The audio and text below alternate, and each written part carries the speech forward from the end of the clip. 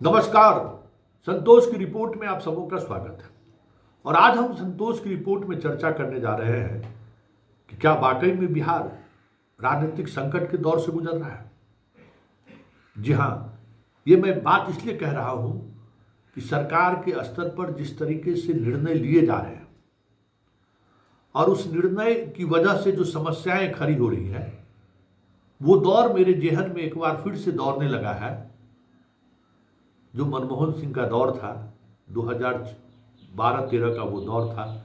निर्भया कांड को देख लीजिए, 2G स्पेक्ट्रम, कई तरह के घोटाले के चार्ज में सरकारें घिरी हुई थी और पूरा पॉलिटिकल सिस्टम लगभग लग रहा था जैसे क्लब्स कर गया है, कोई निर्णय लेने की स्थिति में नहीं है। ठीक उसी तरीके के दौर से बिहार भी गुजर रहा है, ऐसा मुझे महसूस हो रहा है। और ऐसा महसूस मुझे इसलिए हो रहा है कि नीतीश कुमार जैसा शासक जो कभी भी निर्णय लेने में वक्त नहीं लेते थे और जब वो निर्णय ले लेते थे तो उस निर्णय पर फिर पुनर्विचार नहीं करते थे। निर्णय लेने में जो भी समय वो लगा लें, लेकिन निर्णय ले लिए तो ले लिए। लेकिन हाल के दिनों में जैसे लग रहा है कि नीतीश कुमार जैसी कोई सत्ता का एहसास इस प्रदेश के लोगों को हो ही नहीं रहा है, या यूं कहें कि कहीं दूर दूर तक नहीं लग रहा है कि नीतीश कुमार इस प्रदेश के अब मुख्यमंत्री हैं भी। ये बात मैं इसलिए कह रहा हूं कि कुछ उदाहरण ऐसे हैं जो उदाहरण हमारे जैसे पत्रकार को असहज कर रहा है कि वाकई में नीतीश कुमार कहीं कैद में तो नहीं है, या फिर नीतीश कुमार तक वो बातें नहीं पहुंच पा रही है, या नीतीश कुमार पूरे बिहार की घटनाओं से अनभिज्ञ है। ये मैं इसलिए कह रहा हूं कि हाल के दिनों में सिपाही बहाली को लेकर जो हंगामा शुरू हुआ था, लाठीचार्ज हुआ, हंगामा हुआ, और आखिरकार वही निर्णय लिया गया जिस निर्णय को लेकर बच्चे सड़क पर उतरे थे, छात्र सड़क पर उतरे थे, जबकि उसमें कुछ भी नहीं था। सिर्फ भ्रम की स्थिति हो गई थी, कुछ ऐसे फैसले हो गए थे जो गलत फैसले थे, और वो फैसला तब बदला जब बच्चे सड़क पर उतर आए। उसी तरीके से बीपीएससी के नॉर्मलाइजेशन वाले इशू पर देख लीजिए, जो खंडन लाठीचार्ज के बाद बीपीएससी ने जारी की, वो पहले जारी कर दिया रहता तो सड़कों पर छात्र नहीं उतरते। ये पॉलिटिकल क्राइसिस दिखा रहा है कि कोई राजनीतिक ताकत नहीं है जो ताकत इन चीजों को संभाल पाए। इतना ही नहीं, आप कई उनके निर्णय को देखें, हमें तो नहीं लगता है कि नीतीश कुमार इस तरीके के निर्णय ले भी सकते हैं। जरा उस निर्णय पर चर्चा कर लेते हैं। अब डीजीपी से आलोक राज हटे, ठीक है, हटा दिया गया, जो भी वजह रहा हो। अब ऐसा लग रहा है कि उनको खुश करने के लिए कर्मचारी चयन आयोग के अध्यक्ष का भी पद दे दिया गया। पहले कभी ऐसा नहीं होता था। उसी तरीके से याद करिए, जब दिल्ली से लाया गया मीना साहब को और चीफ सेक्रेटरी बनाया गया तो काफी चर्चा हुई कि भाई पढ़ते अपने गुस्से में है, उनको विकास आयुक्त भी बना दिया गया। मतलब जैसे लग रहा है कि सरकार नहीं चल रही है, सरकार जो है सो मैनेजमेंट चला रहा है। अच्छा नाराज हो गए हैं पढ़ते अपने जी, चलिए इनको विकास आयुक्त भी बनाते। अच्छा आलोक राज नाराज हो गए हैं, अरे चलो इनको कर्मचारी चयन आयोग का अध्यक्ष बनाते। क्या बात है भाई, ऐसे भी निर्णय होता है। क्या कहते हैं, श्याम रजक को जो है सो राष्ट्रीय महासचिव बना दिए। हाँ, अशोक चौधरी का पद छोटा हो गया, पर कतर दिया गया। 2 दिन बाद अशोक चौधरी को भी राष्ट्रीय महासचिव बना दिया गया। क्या है ये? ऐसा लग रहा है जैसे नीतीश कुमार सिर्फ शैडो मुख्यमंत्री रह गए हैं, निर्णय कोई और ले रहा है। और निर्णय लेने वाला व्यक्ति ऐसा है जिसकी राजनीतिक समझ नहीं है, या फिर राजनीतिक उन बातों की समझदारी नहीं है। अच्छा, आप नाराज है तो आपको सबको खुश करने पर, मतलब रेवड़ी बांटने वाली स्थिति होगी। याद करिए निर्भया कांड, मनमोहन सिंह के जगह पर कोई पॉलिटिकल ताकत फोर्स रहता है तो वो स्थिति नहीं बन पाती जो स्थिति अन्ना आंदोलन के सहारे, निर्भया के सहारे सरकार को झेलनी पड़ी। ठीक उसी तरीके से यहां अनिर्णय की स्थिति में है सरकार, कोई निर्णय ही नहीं ले पा रही है। यात्रा में जाएंगे, ये नामाकरण होगा, यात्रा कैंसिल, अब नए नाम से निकलेंगे। ललन बाबू नाराज हैं, विजेंद्र यादव नाराज हैं। कभी ललन बाबू को कह दिए कि यही लेके चले गए थे, कभी संजय झा को कह दिए कि यही लेके चले गए थे। नीतीश बाबू अपने कुछ नहीं किए, जो कुछ भी किया लोग उनके साथ रहने वाले लोग किए। यही पॉलिटिकल क्राइसिस है ना, कि जो सत्ता जिनके इशारों पर नाचती है, नाच रही है, अगर वो कहे कि मैं जिम्मेवार नहीं, मेरा हमने जो निर्णय लिया उस निर्णय के लिए आप जिम्मेवार हैं, मैंने तो कभी इस पर निर्णय सोचा ही नहीं, इससे क्या, यही अराजक स्थिति है ना। हम वही चेहरा नीतीश कुमार का देख रहे हैं, जबकि नीतीश कुमार हमेशा जो भी निर्णय लिया उस निर्णय का जो भी प्रतिफल सामने आए उसको उन्होंने ऑन किया, स्वीकार किया कि हाँ ये मेरा फेल्योर है। और बेस्ट कप्तान का यही निशानी भी है। जो कप्तान होता है पूरी टीम का कप्तान होता है, और वो हमेशा हार या जीत का ठिकरा हो अपने सिर फोड़ता है कि नहीं, गलती हुई है तो मुझसे गलती हुई, क्योंकि हम नेतृत्व करता है, परफॉर्मेंस टीम नहीं कर रही है तो जिम्मेवार हम हैं। और नीतीश की ये हमेशा ये, अगर आप नीतीश की राजनीति को देखें तो नीतीश की राजनीति कम बेस से इसी आधार पर केंद्रित रहा है। कभी वो किसी फैसले को लेकर किसी का दोषारोपण उन्होंने नहीं किया। एक वाकया हम आपको बता दें कि जीतन राम मांझी को मुख्यमंत्री बनाने का उन्होंने फैसला ले लिया, और वशिष्ठ दा को बुलाकर वो कुछ बातचीत के दौरान कहे कि हम जीतन राम मांझी को मुख्यमंत्री बनाना चाहते हैं। वशिष्ठ दा आप इससे बाहर हो गए कि क्या बात कर रहे हो नीतीश, क्या ये निर्णय ले लिए। बहुत बहस हो गई, तो नीतीश कुमार ने कहा कि रात भर दादा हमको सोचने का समय दीजिए।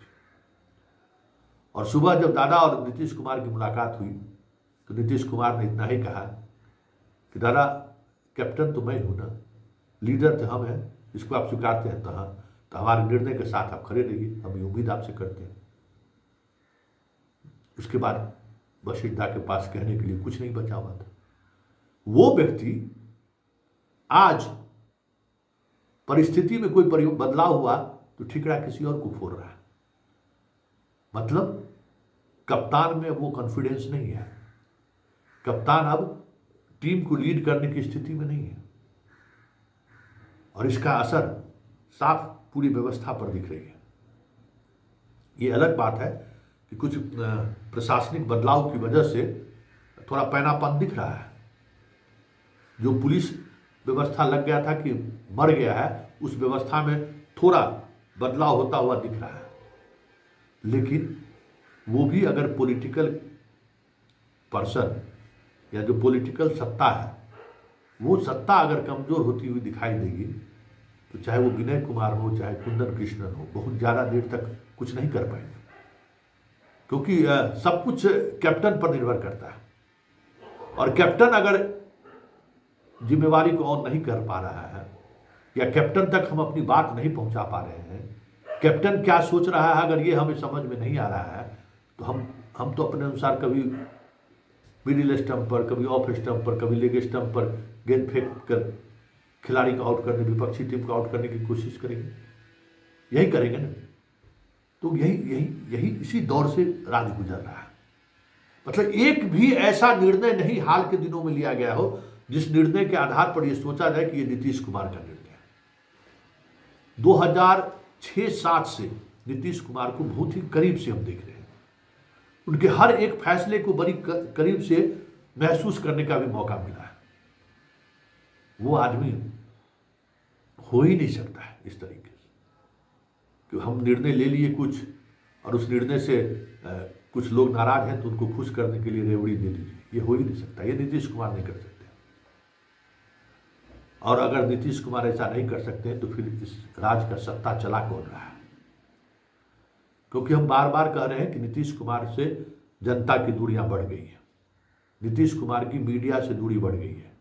हर दिन शाम को, रात को कुछ खास मीडिया वाले थे जिनसे उनकी नियमित बातचीत होती थी, वो बातचीत होना बंद हो चुका है।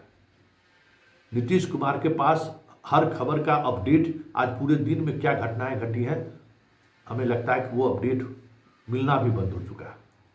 मतलब पूरी तौर पे कहें आप कि क्वेश वाली स्थिति है। उनको पता ही नहीं है कि आलोक राज डीजीपी से हट गए, विनय कुमार डीजीपी बन गए। कुछ घंटे पहले ऐसा वाकया भी जानने को मिला। तो ये हो क्या रहा? क्या वाकई में नीतीश कुमार इस मना स्थिति में पहुंच गए? लेकिन उस मना स्थिति में भी जरूरत है, राजनीतिक जरूरत है, इसलिए उनको बनाए हुए रखा है। बड़ा सवाल है। तो ये सवाल मैंने पहले भी उठाया था और आज भी उठा रहा हूं कि जिस तरीके से अधिकारी आपस में एक दूसरे को बनाए रखने के लिए रेवड़ी बांट रहे हैं, ये नीतीश कुमार के कार्यशैली का हिस्सा हो ही नहीं सकता। और देख लीजिए ना सिस्टम, किस तरीके से सिस्टम काम कर रहा है। बीपीएससी के मामले में भी जो कुछ भी हो रहा है, क्या हो रहा है, क्या सामने आ रहा है, किस तरीके से चीजें आ रही हैं। और आंदोलन का शक्ल अगर धीरे धीरे जिस तरीके से बढ़ता जा रहा है, तेजस्वी पहुंच गए और बहुत सारी चीजें जुड़ती चली गई। कल के बाद तो पूरे देश में परीक्षा सब खत्म है। अब पीटी हो गया यूपीएससी का मई में। 1 महीना ये आंदोलन अगर खिंच गया छात्रों का, तो क्या इस राजनीतिक सत्ता के पास इतनी ताकत है कि बिहार को 74 बनने से रोक लेंगे? क्योंकि चारों तरफ वोल्केन, एकदम ज्वालामुखी जो है, एक फूटने के कगार पर है। बस एक अर्थक्वेक की जरूरत है कि एक बार भूकंप आ गया तो समझिए बिहार धराशायी हो जाएगा। ये मैं लगातार लोगों से बात कर रहा हूं, तो ये मैं महसूस कर रहा हूं। क्योंकि लोग भी अब महसूस करने लगे हैं कि नीतीश की सत्ता जैसी बात अब उन्हें महसूस नहीं हो रही है। सारी व्यवस्थाएं निरंकुश हो गई है। ब्यूरोक्रेसी अपने अनुसार काम कर रहा है। पुलिस भले ही पीपुल फ्रेंडली बनने की कोशिश में लगा है जब से ये दोनों अधिकारी आए हैं, लेकिन ब्यूरोक्रेसी जिस तरीके से निर्णय ले रही है, कप्तान को इसकी जानकारी है कि नहीं है, ऐसे में कैसे राजपाट चलेगा? बड़ा सवाल है। और उन्हीं सवालों के बीच सवाल मेरा यही है, क्या नीतीश कुमार को कैद तो नहीं कर दिया गया है? या नीतीश कुमार एक मुखौटे की तरह मुख्यमंत्री तो नहीं है? क्योंकि चीजें कुछ इसी तरीके से दिख रही है। हर उनका एक निर्णय दूसरे दिन उस निर्णय के आड़ में दूसरा निर्णय हो जा रहा है। अगर युवा अध्यक्ष हटा गया, 24 घंटे के अंदर में युवा अध्यक्ष बना दिया गया। क्या हो रहा है जदयू के अंदर? पार्टी के अंदर भी देखिए ना, पार्टी के अंदर भी अजीबोगरीब स्थिति है। हर कोई एक दूसरे को संदेह की दृष्टि से देख रहा है। एक बड़ा वर्ग अलग थलग महसूस कर रहा है। उसे समझ में ही नहीं आ रहा है कि हम निर्णय क्या लें, और अगर हम निर्णय ले लिए तो उस निर्णय के साथ नीतीश जी खड़े रहेंगे कि नहीं रहेंगे, भरोसा नहीं है कि कहीं कोई आके प्रभावित तो नहीं कर देगा और निर्णय बदल तो नहीं जाएगा। तो ये व्यवस्था जब किसी भी सरकार के दौरान पनपती है, तो ये समझिए कि बहुत बड़ा पॉलिटिकल क्राइसिस है। और उस क्राइसिस के दौरान स्टेट निरंकुश भी होता है और स्टेट की पकड़ भी ढीली पड़ने लगती है, और ऐसे में ही अराजकता वाली स्थिति उत्पन्न होती है। चाहे वो बांग्लादेश में स्थिति हुआ हो, चाहे वो श्रीलंका में स्थिति हुआ हो, जहाँ कहीं भी दुनिया में जो स्थिति इस तरीके की देख रहे हैं, उसकी वजह पॉलिटिकल सत्ता के कमजोर होना माना जाता है। कि अराजकताएं फैली, जनता किसके पास जाएगा?